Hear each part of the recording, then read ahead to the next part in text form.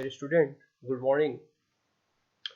After a long break due to I was on leave, now this is lecture in the series of Constitution for LLB second year. In previous lecture, I completed Article 13, 12 and 13. Now this is today is the time for Article 14 because lecture is going on for the fundamental right. पिछले दिनों हमने मूल अधिकार पर lecture शुरू किए थे और जो लेक्चर्स अब तक अपलोड किए गए हैं वो आर्टिकल 12 और आर्टिकल 13 पर थे और एक मेरे अवकाश पर रहने के कारण एक लंबा गैप हो गया, अंतराल हो गया और उसके बाद आज का जो लेक्चर है वो आर्टिकल 14 पर है। आर्टिकल 14 एक बहुत ही महत्वपूर्ण टॉपिक है कॉन्स्टिट्यूशन का, जो कि आर्टिकल 12 से 35 तक जैसा कि हम जानते हैं कि पूरा फंडामेंटल राइट है और उसका जो 14 है वो राइट टू इक्वलिटी या समता के अधिकार की बात करता है। तो सबसे पहले संविधान में अनुच्छेद 14 के प्रावधान क्या है, उसकी प्रोविजन क्या है, उसकी चर्चा कर लेते हैं। जैसा कि आप स्लाइड में देख रहे हैं, article 14 provides the state shall not deny to any person equality before the law और equal protection of laws within the territory of India. यानी भारत के राज्य क्षेत्र में राज्य किसी भी व्यक्ति को विधि के समक्ष समता और विधियों के समान संरक्षण से वंचित नहीं किया जाएगा किसी भी व्यक्ति को। तो इस प्रोविजन का जो एनालिसिस है, जो एलिमेंट्स हैं, वो हम नेक्स्ट स्लाइड में देखेंगे। कि अब आप इस स्लाइड में देख सकते हैं कि ऊपर के जो प्रोविजन है उसके 4 मुख्य एलिमेंट्स हैं। Number 1, state shall not deny, यानी राज्य मना नहीं करेगा या रोक नहीं सकता। सेकंड, एनी पर्सन, यहाँ पे पर्सन वर्ड यूज किया गया है, ठीक है। इन सभी चीजों का क्या इंपॉर्टेंस है, इन वर्ड्स की क्या इंटरप्रिटेशन है, ये हम आगे चर्चा करेंगे। तीसरा है equality before the law and equal protection of laws. तो आप आर्टिकल 14 में इंडियन कॉन्स्टिट्यूशन के जो मूल ड्राफ्ट है उसमें जो प्रोविजंस दिए हुए हैं उस प्रोविजंस को आपने देखा और उसके बेसिस पर मुख्य रूप से ये 4 एलिमेंट्स निकल के आते हैं। जो सबसे पहला एलिमेंट्स है स्टेट। तो स्टेट का क्या अर्थ है, राज्य का क्या अर्थ है, what is the meaning of state? It has been broadly discussed under article 12 in previous lecture. अनुच्छेद 12 में राज्य की परिभाषा दी गई है और इसको हमने बहुत अच्छे तरीके से बहुत लंबे लेक्चर में इसको डिस्कस किया है। पिछला जो लेक्चर है अगर आपने नहीं सुना हो तो वो वापस आप जाके देख सकते हैं, या आप बेयर एक्ट में उठाकर आर्टिकल 12 में स्टेट की डेफिनेशन देखेंगे तो वहां से भी क्लियर हो जाएगा। बहुत शॉर्ट में मैं यहाँ वापस रिपीट कर दे रहा हूँ कि स्टेट के अंतर्गत केंद्र सरकार या संसद, दूसरा राज्य सरकार या विधानमंडल या स्थानीय सरकार जिसको लोकल गवर्नमेंट कहते हैं, और अन्य प्राधिकारी आते हैं। अन्य प्राधिकारी के अंतर्गत कौन से लोग आते हैं, इस पे बहुत सारे जुडिशियल प्रोनाउंसमेंट है और उसको मैंने उन लेक्चर्स में बहुत अच्छे ढंग से कवर किया है, उसे आप वहां से वापस देख सकते हैं। उसके बाद आता है एनी पर्सन। एनी पर्सन का मतलब क्या है, यहाँ पर देखिए स्लाइड में दिख रहा है, the term state in article 14 means and defined by article 12, जो कि मैं डिस्कस कर चुका हूँ। पर्सन की बात हम करते हैं तो पर्सन का क्या अर्थ है?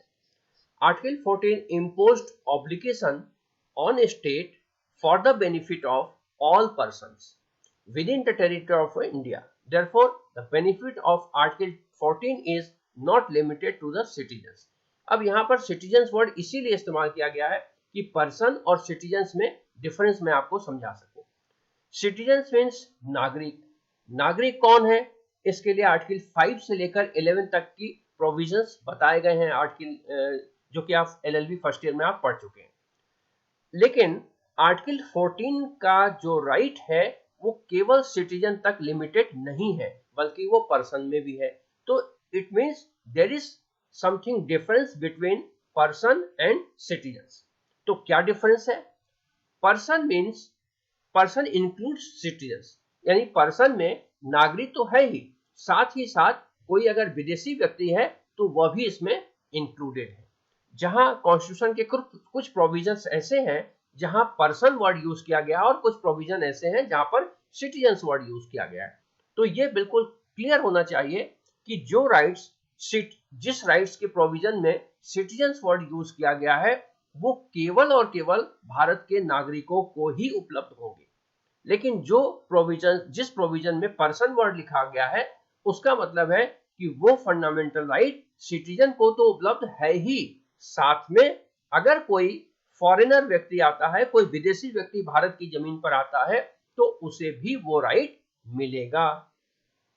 तो इस तरह से राइट टू इक्वलिटी ये प्रोवाइड करता है कि ये जो राइट है वो सिटीजन्स को भी अवेलेबल है, और अगर कोई फॉरेन से व्यक्ति आता है, विदेशी व्यक्ति आता है तो उसको भी अवेलेबल है।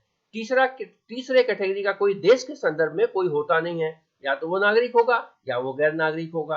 गैर नागरिक होगा तो या तो वो कुछ समय के लिए विदेश से आया हुआ व्यक्ति होगा, या वो यहाँ पर किसी तरह से शरणार्थी के रूप में या किसी अन्य प्रकार से आया हुआ व्यक्ति होगा, या वो यहाँ का किसी दूसरे कंट्री का एम्बेसडर हो सकता है, राजनयिक हो सकता है, या सरकार के बुलावे पर कई बार विदेश के लोग आते हैं वो हो सकते हैं, टूरिस्ट हो सकते हैं। तो जो भी होगा वो गैर नागरिक होगा, विदेशी व्यक्ति होगा, क्योंकि अगर वो भारत का है तो नागरिक ही होगा। तो ऐसे कंडीशन में ये जो आर्टिकल 14 है वो पर्सन को मिला हुआ है राइट, यानी नागरिक के साथ साथ किसी विदेशी व्यक्ति को भी मिला हुआ है। कुछ इसके पर्सन से रिलेटेड कुछ प्रीपोजिशंस हैं जो अलग अलग कोर्ट में अलग अलग मामलों में न्यायालय ने इंटरप्रेटेड किया है। तो उस केस की मैं चर्चा कर देता हूं बहुत ब्रीफ में। एक Chiranjit Lal Chowdhury versus union of India का केस AIR 1951 सुप्रीम कोर्ट 41 में डिसाइड हुआ था। इस केस में इसने और क्लियर किया कि एवरी पर्सन वेदर नेचुरल और आर्टिफिशियल, यानी पर्सन में ऐसा नहीं है कि केवल नागरिक और विदेशी ही है। पर्सन, अगर आप जूरिस्प्रूडेंस के कंसेप्ट को लाते हैं तो पर्सन के अंतर्गत नेचुरल पर्सन और आर्टिफिशियल पर्सन होता है, ठीक है। तो चरणजीत लाल चौधरी के केस में यह कहा गया कि पर्सन को जब आर्टिकल 14 पर्सन को दिया गया है तो ये जो है नेचुरल और आर्टिफिशियल दोनों पर्सन को ही मिल सकता है, यानी एवरी पर्सन वेदर नेचुरल और आर्टिफिशियल, यानी आर्टिकल 14 दोनों को ही प्राप्त है। अब यहाँ एक दूसरा केस और आता है NHRC versus state of Arunachal Pradesh AIR 1996। NHRC अभी पिछले कुछ दिनों में बहुत इसकी चर्चा हुई थी कि रिकॉर्ड ऑफ सिटीजन, ठीक है, नेशनल रिकॉर्ड ऑफ सिटीजन, तो उसको लेकर कुछ केस फाइल किया गया था। उसमें कोर्ट ने एक लाइन कहा, जजमेंट तो बहुत लंबे होते हैं लेकिन उसने अपने काम की चीज हमने कोट किया है, सभी करते हैं। Even an alien AIR 1996 even an alien are entitled to protection of this article. तो कोर्ट ने इतना वाइडर कर दिया इसके इंटरप्रिटेशन को कि पर्सन में सिटीजन्स को तो काउंट कर ही लिया, सिटीजन्स में और फॉरेन के लोगों को तो अकाउंट कर ही लिया, इसके साथ साथ कोर्ट ने एलियन वर्ड भी यूज कर दिया। जैसा कि एलियन जानते हैं किसी दूसरे ग्रह पर रहने वाले व्यक्ति को हम कहते हैं, उसको हम एलियन कहते हैं। अगर कोई हमारे देश के बाहर का है तो उसको हम विदेशी नागरिक कहते हैं, विदेशी व्यक्ति कहते हैं, एलियन वर्ड नहीं कहते। एलियन कब कहते हैं? जो अर्थ से भी बाहर रह रहा हो। तो कोर्ट का जो इंटरप्रिटेशन है उसका वाइडरनेस देखें कि कितना ज्यादा वाइडर कर दिया कि सिटीजन एलियन तक को इंक्लूड कर लिया पर्सन में, यानी पर्सन मीन्स पर्सन में be an alien and foreign citizens और इंडियन सिटीजन। तो ये सिर्फ ये कोट करने के लिए है कि पर्सन का जो स्कोप है वो बहुत ही वाइडर स्कोप है, और इसको NHRC versus state of Arunachal Pradesh में कोर्ट ने इसको इंटरप्रिटेट किया है। हालांकि एक और case Louis de Raedt versus union of India AIR 1991 का केस है जो 96 से पहले का है। उसमें कोर्ट ने यह कहा था कि दो an alien a foreign national cannot claim equal rights under Article 14 with that of Indian nationals so far as grant of citizens of India. यहाँ पे एक डिफरेंस क्रिएट करने की कोशिश की गई थी सुप्रीम कोर्ट के माध्यम से कि भले ही आर्टिकल 14 सभी लोगों को एक बराबर से राइट देता है, लेकिन एन एलियन फॉरेन नेशन यानी कोई विदेशी व्यक्ति है वो उस तरह से इसका अधिकार की मांग नहीं कर सकता जैसा कि भारत के सिटीजन्स को या नागरिकों को मिला हुआ है। तो यहाँ पर एक मैटर ऑफ रिसर्च है ये कि चूंकि 1950 से लेकर और 2020 तक 70 इयर्स में सुप्रीम कोर्ट के अप्रोचेस में कई बार टर्न आया है, ठीक है। जब कोई आर्टिकल 14 पे रिसर्च वर्क करता है तो इन चीजों को वो हाईलाइट करता है। हालांकि एलएलबी सेकेंड ईयर के पर्पज से ये इतना इंपॉर्टेंट नहीं है जितना कि रिसर्च पर्पज से है, लेकिन ये जरूर है इस बात को समझने के लिए कि ये प्रोटोटाइप नहीं है, यानी जैसा चला आ रहा है वैसा नहीं है। समय समय पर कोर्ट के अप्रोचेस में अंतर आए हैं। अब कभी ऐसा कोई मामला आ जाए कि सिटीजन्स को इक्वलिटी तो है, लेकिन जिस रूप में सिटीजन्स को इक्वलिटी है उसी रूप में विदेशी को मिले, ऐसा आवश्यक नहीं है। तो ऐसा बहुत पहले अनवर अली के केस में सुप्रीम कोर्ट ने कहा भी था कि इक्वलिटी यानी इक्वलिटी अमंग्स इक्वल। तो उस चीज को हम बाद में कोट करेंगे। वहां से उसी प्रिंसिपल्स को डेवलप करके यहां पर आया है कि इक्वलिटी तो है, लेकिन इक्वलिटी का मतलब equality for all in same sense नहीं होता है, इक्वलिटी अमंग्स इक्वल होता है। अनवर अली का स्टेट, अनवर अली सरकार का केस बाद में आएगा।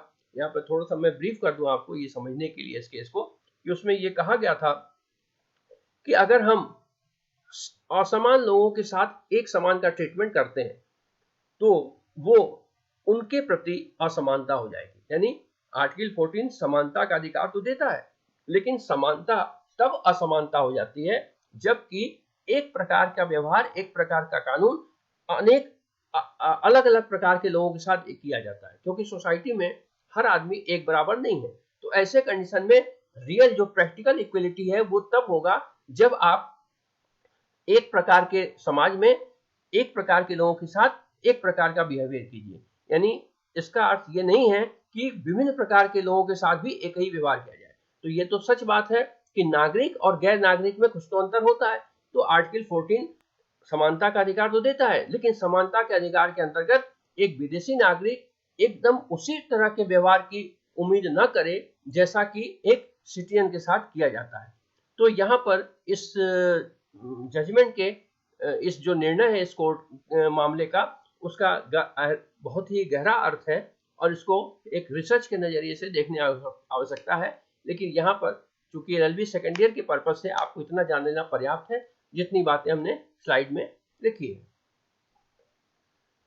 इसमें से काफी कुछ जो मटेरियल है वो एमपी जैन की बुक से लिया गया है और दूसरे नरेंद्र कुमार जी की बुक है। उन दोनों बुक को कंसल्ट करके ये स्लाइड्स बनाए गए हैं। तो अगर इसकी ओरिजिनल रेफरेंस देखना हो तो आप एमपी जैन और नरेंद्र कुमार जी की जो बुक है उसको आप देख सकते हैं। दूसरा एक प्रीपोजिशन ये है कि the word person in article 14 includes not only male female but hijras transgenders also. ये national legal services authority versus union of India 2008 Bombay 158 के केस में कहा गया। यानी पर्सन को लेके कई सारे डिस्प्यूट्स उठते रहे कि इसमें कौन सम्मिलित है कौन नहीं सम्मिलित है। तो 2008 में कोर्ट ने अपने जजमेंट के थ्रू, बॉम्बे हाई कोर्ट ने, जो ट्रांसजेंडर्स हैं, जो हिजरास हैं, उनको भी पर्सन में इंक्लूड कर दिया। क्योंकि पर्सन की कई बार डेफिनेशन भी आती है तो ये कहा जाता है कि पर्सन इंक्लूड्स ही एंड सी। तो केवल ही और, लेकिन जो ट्रांसजेंडर्स हैं वो न तो ही है और न ही सी है। और इस बेसिस पर केस फाइल किया गया था और बाद में कोर्ट ने ये जजमेंट दिया कि आर्टिकल 14 उनको भी मिलता है। तो इस तरह से जो 4 एलिमेंट्स हैं उसमें से स्टेट की डेफिनेशन हमने पहले पढ़ा थी और जो पर्सन है उसके बारे में ये 4-5 केसेस हैं, इसको आप अच्छे से देख लें। अब इसके बाद जो सबसे इंपॉर्टेंट 2 एलिमेंट्स हैं उसके, वो है इक्वलिटी बिफोर लॉ और इक्वल प्रोटेक्शन ऑफ लॉ। ये बहुत ही इम्पॉर्टेंट और बहुत कंसेप्चुअल चीजें हैं। इसको मैं नेक्स्ट लेक्चर में इसको कंप्लीट करूंगा। तो आज के लिए इतना ठीक है, क्योंकि फिर वीडियो बहुत लंबा हो जाएगा। Okay, all the best, thank you.